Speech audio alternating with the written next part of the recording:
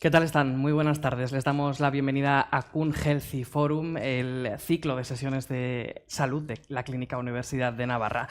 Con motivo de la conmemoración del Día Mundial de la Obesidad del pasado 4 de marzo, hoy hablaremos precisamente de esta patología. La obesidad es el trastorno metabólico más frecuente de las sociedades desarrolladas. Según los últimos datos oficiales, afecta al 20%, han oído bien, de la población española. Puede manifestarse en cualquier etapa de la vida y su prevalencia aumenta progresivamente con la edad. Se trata de uno de los principales factores de riesgo de muchas enfermedades crónicas, incluida la diabetes, las enfermedades cardiovasculares, la hipertensión y los accidentes cerebrovasculares, así como varios tipos de cáncer. Por eso es importantísimo ponerle remedio cuanto antes. De todo esto vamos a hablar en esta sesión de hoy, de aspectos como por qué la obesidad es tan habitual, cómo se puede tratar, qué problemas asociados tiene y otros aspectos de actualidad, como si los fármacos son o no una solución definitiva. Hablaremos también de los tratamientos quirúrgicos más eficaces y de si se puede volver a llevar una vida normal tras la enfermedad. Como decimos, hablaremos de todo esto en la sesión, pero antes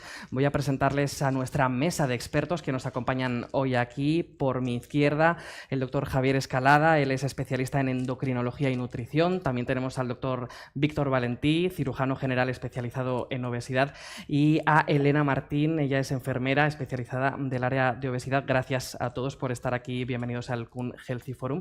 Y vamos con la primera pregunta. Elena, empezamos contigo como especialista en obesidad. ¿Por qué consideramos la obesidad como una enfermedad y, lo más importante, tiene solución? Bueno, yo creo que actualmente no cabe duda de que la obesidad es una enfermedad y es una enfermedad por muchos motivos, ¿no? Porque tiene un carácter crónico importante, complejo y multifactorial. Luego afecta de manera negativa a la salud tanto física como mental de nuestros pacientes y sobre todo yo creo que tiene un impacto muy grande en la calidad de vida, ¿no? Que es algo, bueno, pues en general es lo más importante para todas las personas y también un impacto en la esperanza de vida. Además, yo también añadiría que es una enfermedad porque tenemos muchísimas personas que conviven con esta patología, ¿no? Personas que vemos en nuestra consulta y a las que tenemos que valorar, ayudar y tratar. Yo creo que por todo esto, ¿no?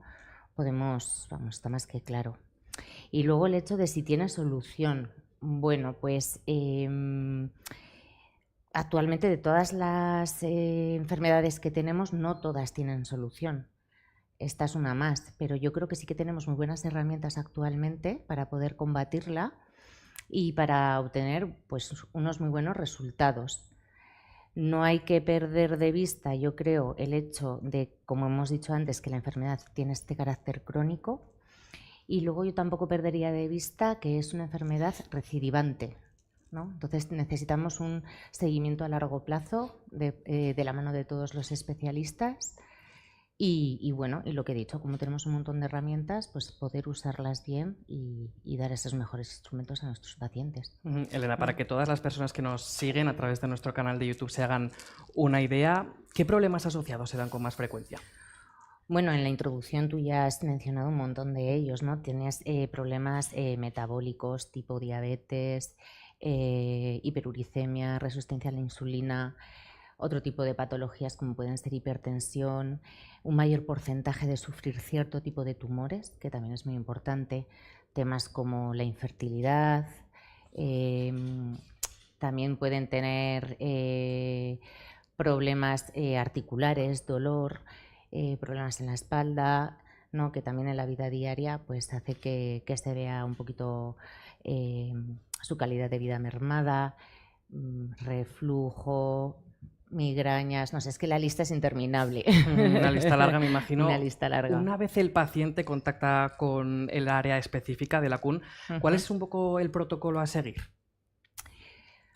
Bueno, pues cuando el paciente, antes de que venga por primera vez, le hacemos una llamada en la que le preguntamos, obtenemos unos pequeños datos para hacernos una pequeña imagen del paciente. Y en función de esta pequeña imagen, pues cuando vienen a la clínica ya organizamos pues un poco las pruebas a su medida. Pero yo te diría que como básico, para cuando un paciente venga y podamos tener una buena foto, es una analítica una prueba de composición corporal, la valoración por parte de alguno de nuestros especialistas o más de uno y un seguimiento nutricional. ¿Vale? Yo creo que eso es un mínimo para poder tener una buena foto y poderles dar una buena estrategia y unas buenas indicaciones. Esa fotografía inicial, no sé si Sí. luego hay alguna otra prueba también que... Bueno, luego ya depende. O sea, quiero decir, esto yo te diría que es lo básico, pero cada persona es única y tienes que personalizar el tratamiento. Puedes ir añadiendo pues tantas pruebas como veas necesarias conforme lo vayas valorando, ¿no? Necesitas historiarle, conocer ese bagaje. Y bueno, y en función de eso, pues los especialistas van marcando un poco qué es lo que necesitamos. Elena, una pregunta más. De entre todos esos planes nutricionales de fármacos, técnicas endoscópicas, cirugía, ¿quién o cómo se determina si un paciente es candidato a uno u otro plan? Pues un poco parecido a lo que acabamos de comentar. Hay que valorar al paciente de manera holística, ¿no? Esa clínica y ese bagaje, si alguna vez ha intentado algún tratamiento, si ha quemado todos los cartuchos, ¿no? Y un poco de la mano de todos los especialistas que nos solemos reunir en sesión, pues pones el caso en la mesa y le das la mejor indicación. En algunos puedes tener duda y entonces te debate, en otros la indicación está más clara. Y luego a veces también es una combinación de varios tipos de tratamientos, o sea, uno no es excluyente del otro.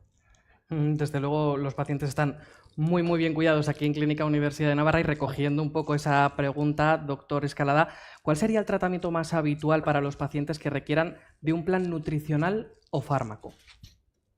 Bueno, el plan nutricional está siempre en la base de cualquier abordaje que hagamos, ya sea farmacológico, ya sea endoscópico o ya sea quirúrgico, porque como muy bien ha dicho Elena, estamos ante una enfermedad que es crónica y recidivante. Y estas herramientas que nosotros utilizamos para que los pacientes mejoren, no solo en cuanto a peso, sino sobre todo en salud, pues son herramientas que a su vez deberían de ayudar al paciente a hacer cambios en su estilo de vida. Y esa es la clave fundamental. Cualquiera de las cosas que al final decidamos poner en marcha, si se acompañan de cambios reales en el estilo de vida, van a conseguir lo que realmente es el éxito, que es que la pérdida de peso se mantenga a largo plazo, porque estamos todos cansados de oír el típico yo pierdo peso pero recupero. Queremos romper un poco esa dinámica y la única manera, insisto, es de esta forma. Con lo cual, la nutrición está en la base. Los fármacos son una de las herramientas que tenemos, pero como bien también se ha dicho, dependiendo de las características de cada paciente, de intentos previos, de la propia edad, de comorbilidades, sobre todo de enfermedades que están asociadas a su propia obesidad, entonces es cuando decidimos qué técnica es la más indicada para cada persona. Y bueno, pues ahí tenemos la suerte de poder contar pues, con nuestros excelentes cirujanos, endoscopistas, y de vez en cuando pues, también pues, recurrimos a los fármacos. Pero insisto, la individualización es, yo creo, que el punto fundamental de nuestra área de obesidad. Es cierto que los fármacos, lo estamos escuchando últimamente mucho en los medios, están en auge, por decirlo así. No sé si, Elena, los pacientes que llegan, bueno, pues realizan esas preguntas, ¿no? Si os preguntan habitualmente por ellos, si son o no un poco la clave del éxito, si ellos pueden tomarlos. Bueno, el tema de los fármacos es cierto que está muy en auge y es muy buena herramienta y muchísimos pacientes vienen preguntando, pero otra vez lo mismo, hay que individualizar si realmente va a ser el mejor tratamiento para el paciente, tiene que ir acompañado de cambios en el estilo de vida. Y bueno, y también tener un poco en cuenta, hay que ponerle siempre objetivos que sean realistas, ¿no? ¿Qué podemos esperar con cada herramienta? ¿Qué pueden esperar del fármaco haciendo las cosas bien y llevando esos cambios a su vida, a su día a día? Ese cambio de estilo de vida imagino que es vital. Sí. En fin, ¿de qué tipología de paciente hablamos? Porque imagino que os llegarán de todo tipo.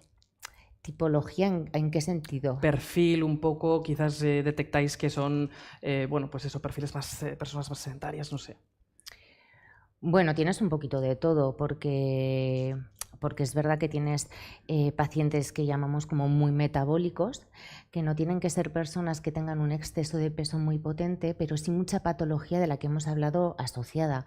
Hay gente que hace, o sea, que para nada tiene un estilo de vida sedentario, pero tienes que ir analizando un poquito con cada uno. Hay personas que también, bueno, pues por ese exceso de peso tienen esa limitación articular también de la que hemos hablado y entonces obviamente tampoco les puedes pedir que se hagan un ultra trail. Entiendo que depende mucho efectivamente del tipo de paciente, pero para que nos hagamos una idea, también hemos hablado de diversos tratamientos, diversos tipos de tratamientos. ¿Cuánto puede llegar a durar un tratamiento? Un paciente que venga aquí a la clínica y que decida someterse a uno de estos tratamientos. Pues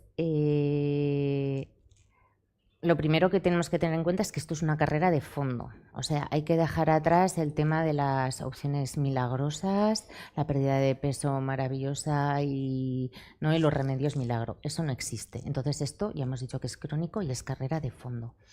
Entonces los tratamientos, pues lo mismo también. La base fundamental es intentar cambiar hábitos de vida, ¿no? Readecuarnos un poco, reorganizarnos y en función de eso, pues ir eligiendo las diferentes herramientas. La medicación, pues la podemos usar los fármacos y cuando, por ejemplo, hayamos llegado a un objetivo que sea saludable y un buen mantenimiento, pues se puede pensar en disminuir dosis, en retirar medicación, bueno, pues un poco, hay que individualizar mucho. Y luego está el tema, por ejemplo, de la cirugía, que bueno, una vez la haces, no la haces y punto, no llevas a cabo una intervención con un paciente y se acabó, sino que tienes que seguirle también muy de cerca, que todo vaya bien, que sigamos con esos cambios de hábito de vida. Aspectos importantes, imagino también. Eso es. Y me quedo con esa clave, importantísima. Las dietas y las fórmulas milagro No existen. vayan olvidándose porque no existen. Sí que quería preguntarte, Elena, también un poco si estos tratamientos, toda esta diversidad de tratamientos, ¿son definitivos contra la enfermedad? No. Como casi todos los tratamientos de multitud de patologías tienen un porcentaje de fracaso. No siempre obtenemos lo que queremos. Por eso te digo que no hay nada milagroso. Si fueran efectivos al 100% y para toda la vida, pues tendríamos ahí un filón, pero no es real. Pero bueno, trabajando de la mano y reevaluando y con ese seguimiento se pueden obtener buenos resultados. Imagino que la investigación también es clave para ese avance. Por supuesto. Me comentabas, lo hablábamos antes de empezar esta sesión, datos, cifras. ¿Cuál es la tasa de recaída? No sé si lo sabes. La tasa de recaída, bueno, pues igual mejor en fármacos te puede explicar el doctor Escalada. No sé si tasa de recaída como tal es un concepto.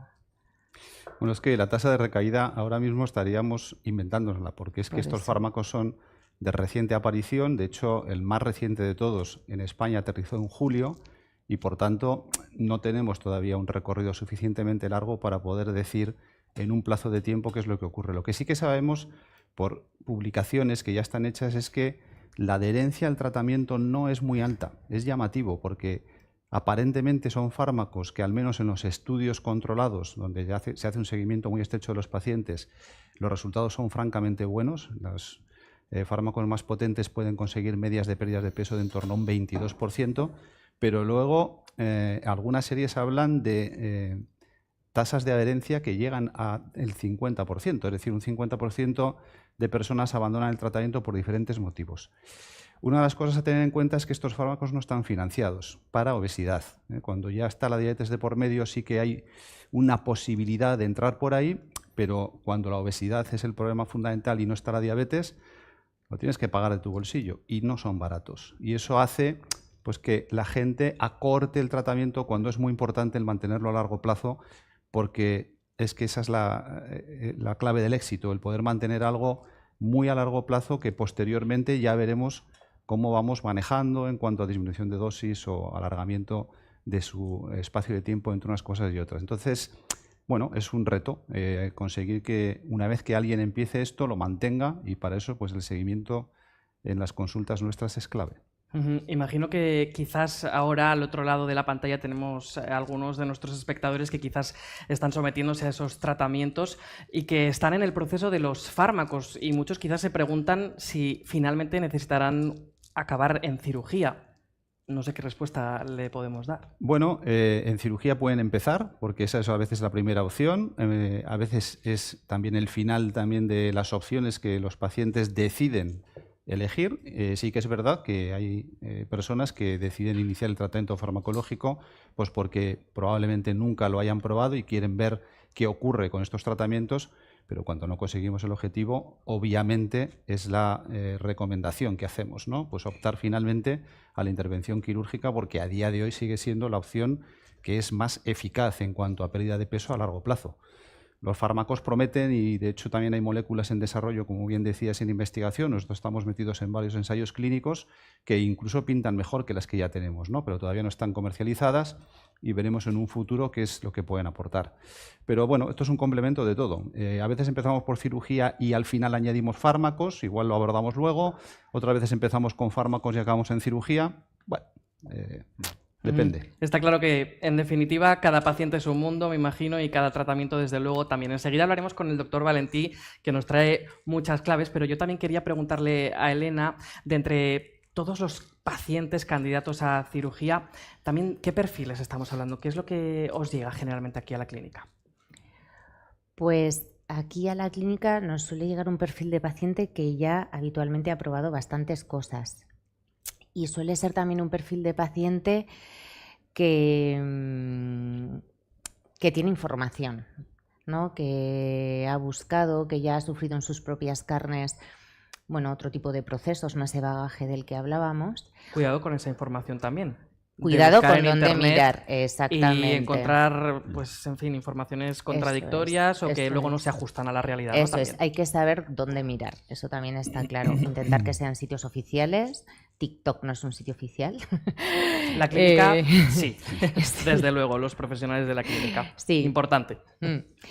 Y bueno, y luego también te llega un perfil de pacientes que vienen derivados igual por otros profesionales dentro de la clínica o incluso de otros centros hospitalarios, donde el paciente ha acudido por otra patología, como bien hemos hablado, ¿no? Hay un montón de cositas, imagínate por una infertilidad, y vienen pues para que les ayudemos.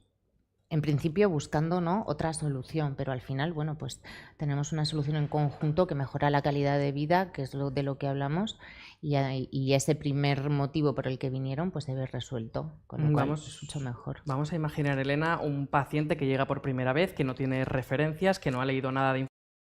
Imagino también que llega, pues, quizás con sus miedos absolutamente normales. ¿Cuáles son un poco esas sensaciones? ¿Qué es lo que os trasladan? ¿Qué es lo que más os preguntan así de entrada? Una pregunta que es bastante recurrente es, pues, ¿cuánto peso vamos a perder?, ¿no? Entonces, bueno, yo creo que trabajamos bastante con ellos el hecho de que el número de kilos no es lo más importante. Y luego cuando ya los vas conociendo, te van conociendo, Importante. y con ese seguimiento ya van viendo que eso, o sea, realmente cala, ¿no? Parece que al principio lo más importante puede ser la parte estética, y la estética hay que dejarla fuera. Está todo lo demás, toda esa patología asociada o esa patología que aún no ha aparecido, pero que está a punto de aparecer, ¿no? Esa compra en salud que haces con esa rehabilitación de hábitos y con esa pérdida de peso. Insisto en que el número de kilos es lo menos importante, aunque es verdad que hablemos mucho de ello. Para el paciente es una de las cosas iniciales que piensa, Sí, ¿no? y efectivamente, o sea, bueno, pues yo qué sé, tienes que poner el límite en algún sitio, y muchas veces usamos el índice de masa corporal, que no deja de ser una relación entre el peso y la talla, y es algo pues, que en realidad te da muy poquitos datos, y sí se refiere al peso, pero es como lo menos, en realidad es lo menos importante, ¿no? Luego empiezas a tirar un poco del hilo y esos miedos de los kilos se empiezan a diluir un poquitín, ¿no? A disipar, gracias, entre otras cosas, Sí. a vuestra labor como profesionales. Elena, ¿cómo es también en tu día a día? Yo quería preguntarte por ese acompañamiento tan importante que siempre relacionamos, quizás, ¿no?, a las profesionales de la enfermería, porque me imagino que es bastante importante esa cercanía, ¿no?, con el paciente. Sí. Bueno, pues intentamos estar en todo lo que podemos, ¿no? Primero que nos pongan cara. A mí eso me parece bastante importante, que tengas una cara de referencia, ¿no? Alguien a quien conoces y a quien te puedas dirigir si tienes un problema, una duda, un miedo, etcétera, etcétera, ¿no? Porque es verdad que con los profesionales médicos tienen sus revisiones y tienen mucha cercanía y las consultas van muy bien. Pero luego, bueno, para esas pequeñas dudas del día a día, reorganización igual de temas tan pequeñitos como citas, pero por temas igual familiares que puedes ayudar, qué tal va, la duda con el tratamiento, pues bueno, hablas con ellos. Cuando vienen de manera presencial, estás con ellos, y si no, el seguimiento telefónico, por correo, Tenemos muchas vías para estar en contacto. Decías aspectos pequeños, pero aquí el detalle cuenta, ¿eh? Y es importante, y les aseguro que en Clínica Universidad de Navarra el detalle se cuida. Nos acompaña también el doctor Valentí, se lo comentábamos antes, cirujano experto en cirugía bariátrica. Doctor, vamos a intentar centrar un poco el tiro porque estamos hablando de muchos aspectos. Vamos a hablar un poco de la cirugía. ¿Qué nos puedes comentar sobre ello? Muy bien.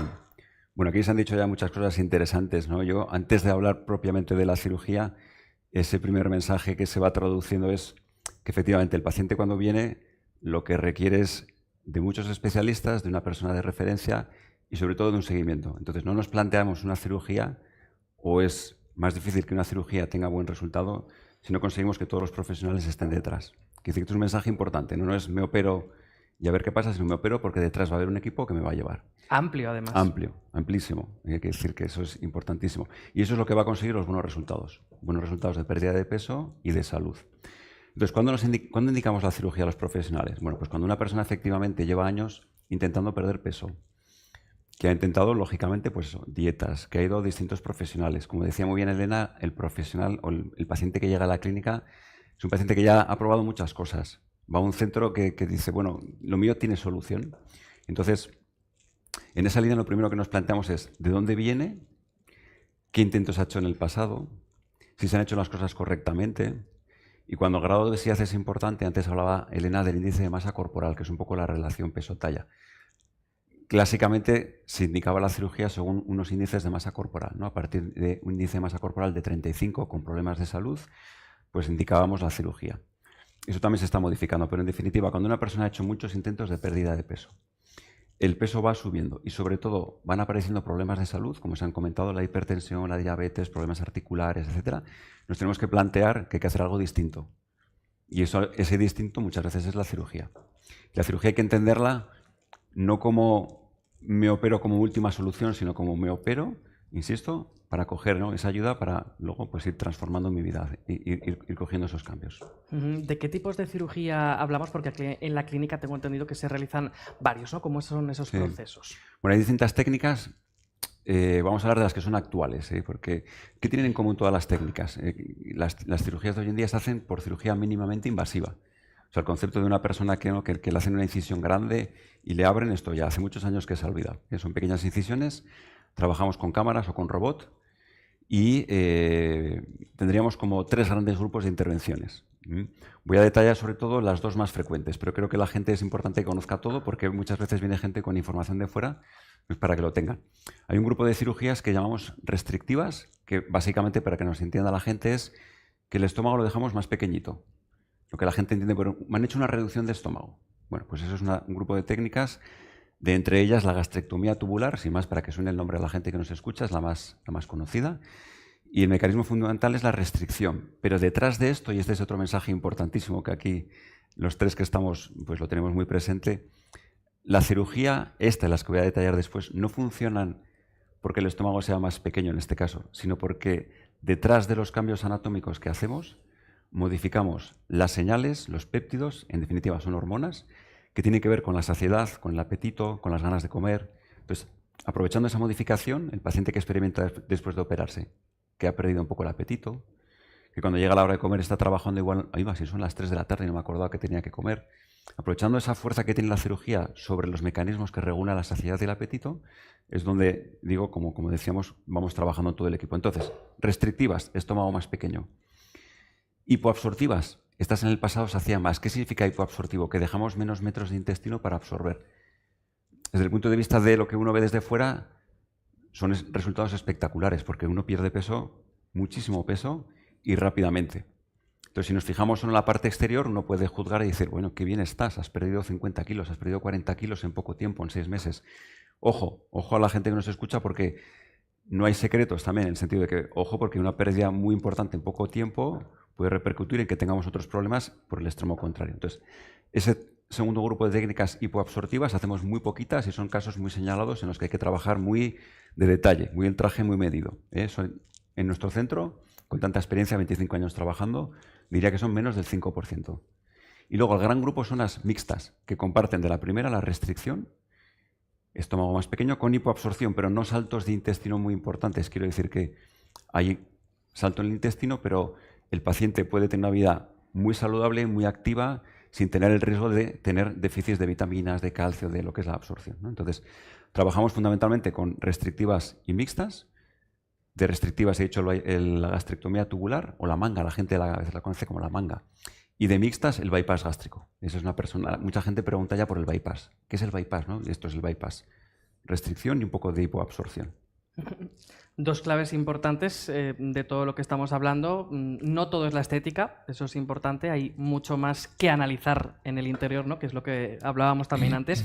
Y la última tecnología que se emplea aquí, porque claro, la gente quizás se haga idea de unas grandes intervenciones a nivel físico. Estamos hablando de algo muy determinado, ¿no? Muy la concretito. incidencia es muy concreta. Muy concreto, esto se hace todas las semanas, para que se hagan una idea las personas que nos escuchan. Es una cirugía que yo creo que también esto ayuda mucho.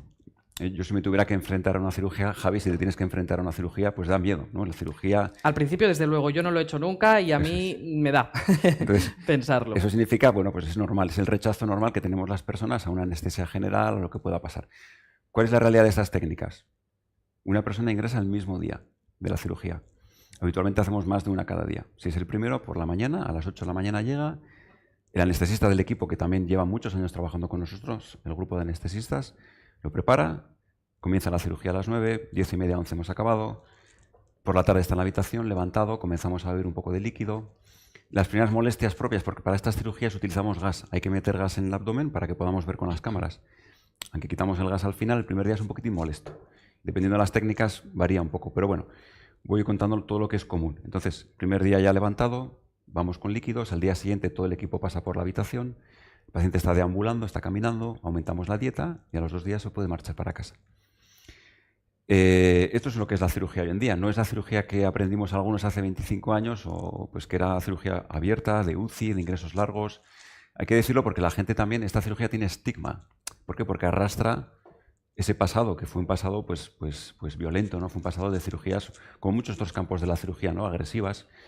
Yo este ejemplo lo utilizo mucho. Los coches de hace 25 años no son los de ahora, ¿no? Pues la fiabilidad, la seguridad, lo que tenemos hoy en día, pues es una gozada, la verdad. Todo ha cambiado, la investigación avanza, los tratamientos siguen adelante y la gran pregunta que muchos se hacen, ¿qué ocurre después de la cirugía, ¿no? Porque me estabas comentando, doctor, procesos a priori muy rápidos, prácticamente al día siguiente estás en casa, si no he entendido mal. Sí. Empieza la nueva vida. Esto es interesantísimo, esta pregunta, Javi, porque claro, uno piensa que con la cirugía ya está, estoy ingresado y a ver, ya está, ¿no? Ya lo he hecho todo. No, lo que viene después es lo importante.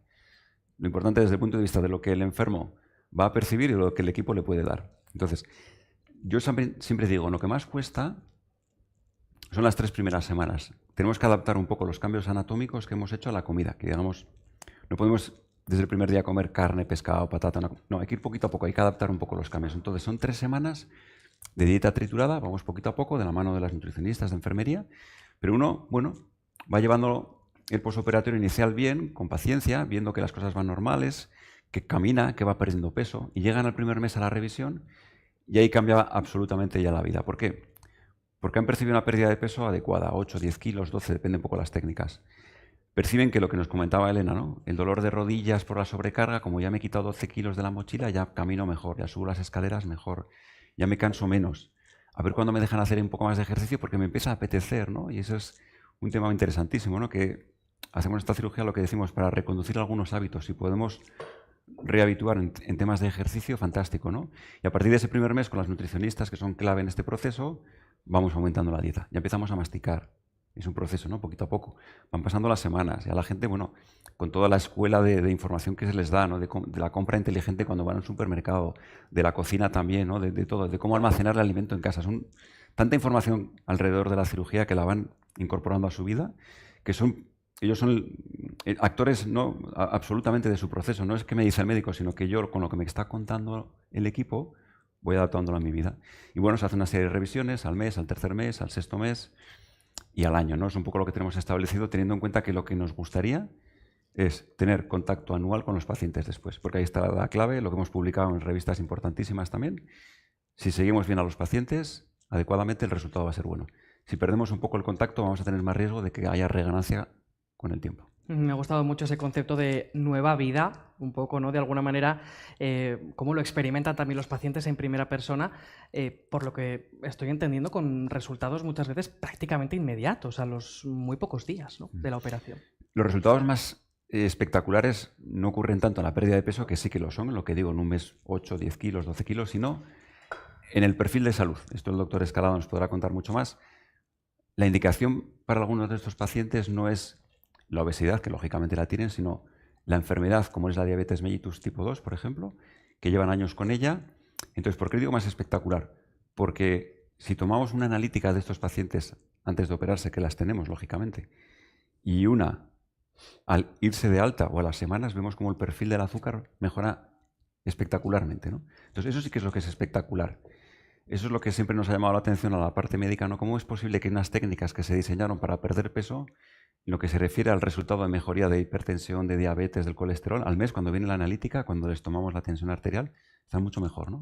Es espectacular. Y ellos lo ven, ¿no? Que llevan toda la vida con diabetes o llevan toda la vida con hipertensión, es que es espectacular. Doctor Escalada, cambios espectaculares. No sé si hablamos de tratamientos que son definitivos o también puede haber, lo comentábamos antes, pues en algún momento alguna recaída, ¿no? Bueno, los tratamientos definitivos yo no me atrevería a decirlo tan tajantemente. Es mucho decir. Lo que sí que tenemos es posibilidad de combinaciones diversas para conseguir lo que decíamos antes, que el resultado a largo plazo sea el que buscamos, porque ese, insisto, es la clave del éxito. Es verdad lo que está diciendo Víctor, los resultados iniciales de la cirugía son espectaculares. Y eso nos permite muchas veces eliminar fármacos que los pacientes llevaban pues, para la diabetes, para la hipertensión. Una mejoría brutal es las apneas del sueño, el síndrome de apneas, hipoapneas. Bueno, hace que muchos pacientes que están durmiendo con la máquina de presión de oxígeno puedan prescindir de ella. Y bueno, pues por no hablar pues, la mejoría que hay en la calidad de vida, posibilidad de movilización y demás, ¿no? Y bueno, pues con los fármacos también pasa algo no tan espectacular, porque en realidad lo que decía Víctor, que es muy importante, no es solo el cambio anatómico, sino los cambios internos hormonales. Los fármacos que tenemos ahora van un poco por esa misma línea. Bueno, si la gente ha oído hablar de marcas, que no voy a hablar de ellas, están todas basadas en una molécula, se llama GLP-1. Bueno, esa hormona que la producimos todos es una de las que se activa con los procesos quirúrgicos. Entonces, aprendiendo un poco de eso, la Pharma ha desarrollado fármacos también que con una administración externa puede ayudar a conseguir cosas así. De alguna manera, mismo objetivo. Controlan la diabetes, mejoran la tensión arterial, tienen acciones cardioprotectoras, mejoran el peso. Cada una con potencias distintas, insisto, la cirugía sigue siendo lo más potente. Entonces, resultados definitivos, si cambia el estilo de vida del paciente, puede serlo. Si no, nos va a costar, pero bueno, ahí la clave está en el seguimiento. O sea, es muy importante que nadie se desenganche. Y lo que nos pasa muchas veces, por lo menos esta es mi impresión, es que a veces sí que vienen a vernos a nosotros, pero ya no hace falta que me vea la nutricionista. Pues error grandísimo, porque una cosa que nos preocupa a todos es que cuando se pierde mucho peso se pierde músculo. Y no queremos que eso ocurra. Y para no perder músculo es muy importante el consejo nutricional, el proteger el consumo de proteínas y el ejercicio físico. E insisto, y para eso nos hace falta a todos que intervengamos ahí. Importante, sí o sí, si algo nos ha quedado claro, es dejarnos asesorar por los profesionales, ¿no? Eso es. Y hacer ese seguimiento pautado, muy importante. Hablábamos de esa nueva vida, me ha gustado mucho ese concepto, doctor. Me dabas unos plazos, más o menos. ¿Cuánto puede tardar el paciente en recuperar o al menos sentir que realmente ha iniciado esa nueva vida? Preguntas claves, ¿no?, que nos hacen los pacientes cuando vienen. ¿Cuándo podré volver a andar en bicicleta? Hace 25 años que ando en bicicleta. Bueno, pues el primer mes es tranquilidad, caminar, pasear, y a partir de ese primer mes, que las cicatrices son como las lesiones de los deportistas, que pueden ser pequeñitas, pero necesita un mes el músculo para cerrar. Pues a partir de ese primer mes podemos empezar. Y entonces, ¿qué experimentan? Empezamos a andar en bici en llano, empiezo a hacer los puertos que hace unos años, claro, esa mochila que llevaba con mis compañeros no podía, pues empiezo a hacer esos puertos. Entonces, pasado ese primer mes, paulatinamente, esto también es una cosa que les advertimos mucho. Ojo, porque el cuerpo no lo tienes habituado, hay que entrenarlo, hay que ir despacio. El ejercicio que pautemos, que para esto Elena también tiene sus planes de ejercicio, que son fantásticos, lo vamos a pautar para que progresivamente puedas notar tú que llegas a más, ¿no? Entonces, bueno, pues no es tanto una cuestión de que les digamos a ellos en la consulta, en 3 meses vas a estar esquiando. Esta temporada, por ejemplo, me preguntan mucho, ¿esta temporada me podré esquiar todavía? Probablemente sí, pero no lo plantees esto como a corto plazo, sino que esto es algo que te va a cambiar la vida y entonces tenemos que ir haciendo las cosas despacito y bien. Pero por lo general, ya digo, el primer mes ya experimentan mucho beneficio, la nueva vida te lo comentan, ¿no? Dentro de que esas 3 primeras semanas de dieta triturada es aburrida, cuesta, pero ya van percibiendo lo que obtienen, ¿no? Con los tratamientos. Vital también para todos los que nos estén viendo, que como dices, sean deportistas, que sean, bueno, personas muy inquietas, el reposo, ¿no? Que Sí. muchas veces casi parece que queremos todo de manera inmediata, pero importante también el reposo. Doctor Escalada, una vez realizada esa cirugía, también quería preguntarle cuál es el seguimiento que se realiza por parte del endocrino. Bueno, ahí tenemos pautado por parte del equipo un seguimiento donde no solo el endocrino, sino todo el equipo médico, insisto, nutricionistas también, vamos haciendo valoraciones cada X tiempo. A veces estamos un poco al hilo de la lista de espera que desgraciadamente empezamos a tener, pero intentamos mantener revisiones pues cada 3-6 meses, como mínimo 6 meses, y desde luego en seguimientos a largo plazo tenemos que mantener un contacto mínimo anual. Estamos hablando ya de años de evolución del proceso, ¿no? Al principio es mucho más frecuente el seguimiento del paciente y posteriormente, dependiendo de la evolución, vas relajando un poco la situación. Todo depende de lo bien o mal que vayan las cosas. Pero la clave es eso, en mantenerse pues, en contacto con el equipo, sí. ¿Y cuáles son esas sensaciones también por parte del paciente una vez el proceso avanza, va llegando a su fin? ¿Cómo salen de la clínica? Porque de alguna manera, lo hablábamos, les cambia la vida. Bueno, lo que decía Víctor, es que hay mucha gente que le cambia la vida realmente. O sea, los cambios son espectaculares. Nosotros todavía nos seguimos sorprendiendo, a pesar de que sí que es verdad que trabajamos en ello y que ya hace tiempo que sabemos de lo que es capaz este tipo de tratamientos, los quirúrgicos y ahora también los farmacológicos un poquito, pero sí que es verdad que muchas veces ves casos difíciles que han pasado por muchísimos intentos de pérdida de peso que incluso tú no tienes muy claro cómo van a ir las cosas y funcionan francamente bien, con lo cual yo aquí invitaría a la gente que ha pasado por todas esas fases que no pierda la esperanza porque las técnicas han cambiado y porque tenemos nuevas herramientas, con lo cual... Bueno, yo siempre le digo a los pacientes, vamos a empezar por el plan A, el que ellos decidan después de explicar las cosas, pero hay un plan B y un C y un D y algo haremos para que la cosa pueda llegar a su fin, ¿no? Con lo cual ese mensaje de tranquilidad que trasladamos también importante, escuchar a los profesionales. Si os parece, vamos a abrir un poco el chat de preguntas a las personas que están al otro lado de la pantalla, que nos siguen a través de nuestro canal de YouTube. Vamos con la primera. Nos escribe un hombre: he sido operado en otro hospital hace 10 años y el resultado no ha sido el esperado. He vuelto a mí, pero de manera anterior, ¿qué le podríamos recomendar, doctor? Muy bien. Bueno, esto ocurre a veces. Esto ocurre a veces gente que, como hemos dicho, muchísima gente se ha operado y en algunos casos no van bien. Entonces, lo primero sería, ya la misma pregunta indirectamente nos está diciendo, acude a un centro de referencia, o el que te operaron o cualquier otro como el nuestro, que estaríamos encantados de recibirte. Porque lo primero que hay que saber es qué técnica te han hecho, o sea, anatómicamente cuál es tu situación, ver junto con eso cuál es el perfil un poco, como lo comentaba antes Elena, ¿no? de qué hábitos tienes, cuál es un poco tu día a día. Hay que situarse mucho en el contexto de esa persona. No solo es la técnica que le han hecho, sino el contexto. Y ya un poco conociendo todo esto, con un análisis un poquitín más detallado, con una entrevista prolongada por los distintos profesionales, ya podemos abrir los distintos planes que decía el doctor Escalada. Entonces, clásicamente, y esto es un tema interesantísimo, esta pregunta que nos hacen, clásicamente para la gente que ya estaba operada, teníamos opciones también por cirugía mínimamente invasiva de hacer, digamos, pequeños retoques. Si el estómago nos ha crecido un poquitín, lo podemos dejar más pequeño. Bueno, pequeñas cosas para que volvieran a perder peso. Y pues funcionaba muy bien. El perfil de los fármacos nuevos aquí nos ha dado un campo mucho mejor. Quiero decir que para aquellas personas que van percibiendo, como en este caso, que a los 10 años ha cogido peso, no pensemos que solo la cirugía va a ser su solución, que con los fármacos que tenemos hoy en día y con los especialistas, trabajando de la mano con él, podremos obtener buenos resultados. Entonces, opciones hay muchas. Lo primero, acudir a un centro de referencia, una valoración global, no solo de la técnica, sino de tu contexto en el día a día, y a partir de ahí trabajamos. Se pueden hacer muchas cosas. Imagino que en algunos casos, quizás en caso de que la operación, lo hablábamos en este caso que nos comentaba este usuario, no ha ido bien, puede llegar a ser incluso frustrante también a nivel emocional si venimos de otro centro, acudir a otro donde por fin, ¿no?, de alguna manera se busque esa solución. No sé si, bueno, quizás los tres podéis comentarlo. A nivel de salud mental, ¿esto puede llegar a incidir de alguna manera, a afectar a los pacientes? Porque es una pregunta que también nos trasladan muchos de nuestros usuarios.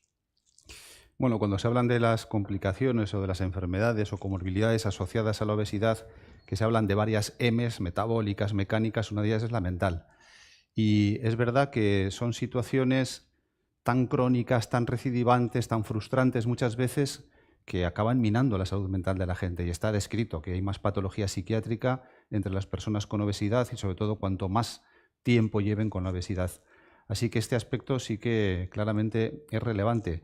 Y en ese sentido, bueno, pues nosotros siempre intentamos también abordar esa parte, hacer un análisis de si ahí hay alguna cosa que tengamos también que abordar y tratar, y gracias a Dios también contamos con especialistas en este sentido de salud mental que cuando consideramos que es el caso pueden ayudarnos a que, bueno, reconduzcamos la situación y se pueda afrontar de otra forma distinta, ¿no?, el nuevo proceso, la nueva vida, ¿no?, que decía Víctor, y bueno, conseguir el objetivo. Elena, quizás en tu caso lo ves también muy de cerca, en primera persona en los pacientes, lo importante de la emocionalidad, ¿no?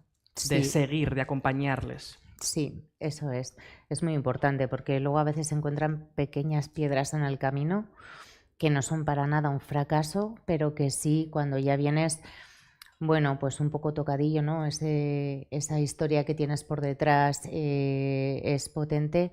Esas pequeñas piedritas o esos pequeños fracasos, que no son fracasos, ¿no? Pues nos pueden mermar, ¿no? Podernos hacer tirar la toalla y bueno, y es muy importante hacerles ver que estamos ahí, que no pasa nada, que tenemos otras soluciones, que tenemos otras opciones, que es una carrera de fondo, que esto es crónico. Yo, Javi, también diría, en ese sentido me parece muy interesante por la pregunta, claro, la persona que viene pues puede tener sentido de culpabilidad. Me han operado, me he dejado un dinero en el caso de que fuera un paciente que tuvo que pagarlo. Claro, he fracasado, ¿no? He fracasado, lo he hecho mal, ¿no? Y el primer mensaje sería este: no has hecho mal.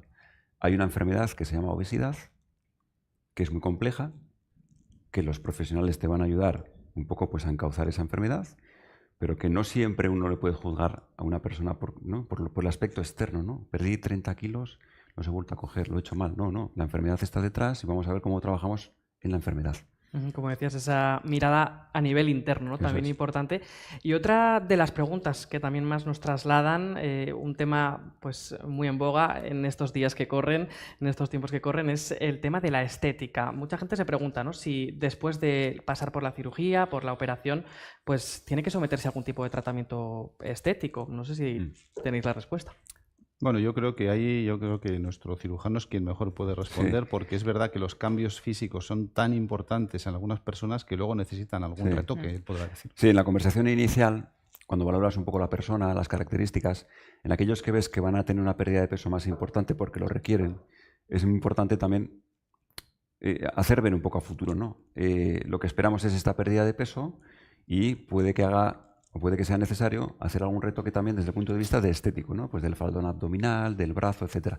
De hecho, un poco en la información que repartimos, en los folletos que damos a los pacientes para que lo puedan llevar a casa, para que lo puedan compartir con la familia, pues justamente la última parte va enfocada a esto, ¿no? En aquellos casos en los que vemos que en el seguimiento puede ser necesario hacer algún tratamiento adicional de estética, por supuesto que contamos con el equipo, y damos las recomendaciones un poco de cómo hacerlo. En términos de porcentaje, ¿cuántas personas lo hacen?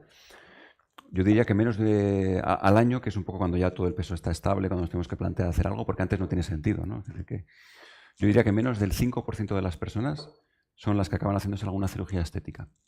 También es verdad que este centro nuestro, el paciente que viene, no vienen pacientes con unos grados de obesidad tan severos como en algunos otros centros donde nos hemos formado también, centros públicos donde hay unos grados de obesidad pues muy importantes, ¿no? Entonces esas personas pierden mucho peso. Y en eso sí que hace falta, pues con más frecuencia, hacer algún retoque, ¿no? Pues digamos, pues para que el paciente también se vea bien. Muchos aspectos hemos tratado esta tarde. Vamos a, digamos, de alguna manera recapitular de todo lo que hemos hablado. Si le parece, doctor Valentí, vamos a empezar por ti. Sí. Un titular, ¿no? Algo, una clave, una idea con la que se quede de esta charla. Una clave. ¿Puedo dos claves? Dos claves. Dos claves. Le dejamos.